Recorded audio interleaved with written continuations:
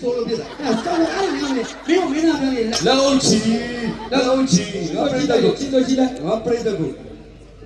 မင်းကောင်က ကြောက်တာမဟုတ်ဆောက်ခွင့်ရအောင်လို့ မိသားစုတွေဘယ်လောက်ထိတန်ဖိုးထားတယ် ဟုတ်တယ် ချစ်ခင်တယ်ဆိုတာ ဟုတ် မိသားစုများခင်ဗျာ ဒီကောင်မျိုးပုံရော အာ ကြောက်ပြောမျက်နှာပြောင်းတာမျက်နှာပြောင်းလေးရုံဖြစ်နေ မိသားစုများခင်ဗျာနေုပ်အများကြီးရဲ့တောင်းပန်ဒီရှက်အမကိုပဲတောင်းပန်အမ အမ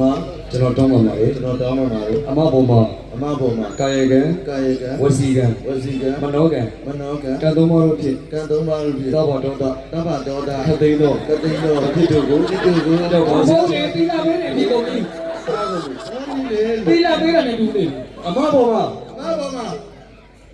ကာယကံ ကာယကမကျွန်တော်တောင်းမှာဘာလို့ထောင်းထားဆို ဟေ့သိကြပါရဲ့ ဘုန်းလို့ပေးပါရဲ့ ကျွန်တော်ရွှေမိုးမ ကျွန်တော်ရှင်မမ တောင်းပန်အပ်ပါတယ် တောင်းမှအပ်ပါတယ် တစ်ဆက်သေးမှာပဲ ဟမ် တစ်ဆက်သေးမှာပဲ ဒါကြောင့်ရဲမှာပဲ တောင်းပန်ချင်ပါတယ် တောင်းမှတင်ပါတယ် အမရဲ့ အမရဲ့ ထမိန်လေးကိုခိုးခဲ့မိတဲ့အတွက် အမရဲ့တောင်းရင်လေးကိုကူကမိရတဲ့တပြည့်ကတော့အထက်စင်မပါဘူးဘိကနီလေးကပါအဲ့ဒါကရိုင်းနေတာအဲ့ဒါကရိုင်းနေတာ ရိုက်တော့ရော မင်းမိဘမဆုံးပါဘူးဟဲ့ တောင်းမှလားတောင်းမှရတယ်မိသားအမတောင်းမှ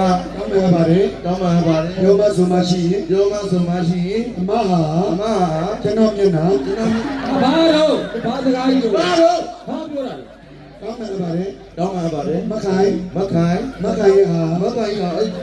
ဟောတိတ်ချတောင်းတယ်တိတ်ချတောင်းတယ်မင်းအငယ်ဆုံးပြင်ပြတယ်မှာဒီကောင်ဒီနောက်ခေတ်အိမ်သားထဲမှာလောက်ဖြစ်နေ6နှစ်နေ ရောချင်လေးကလည်းပြောစလေးနဲ့တမီလေးညာလေးပေါင်းတွေ့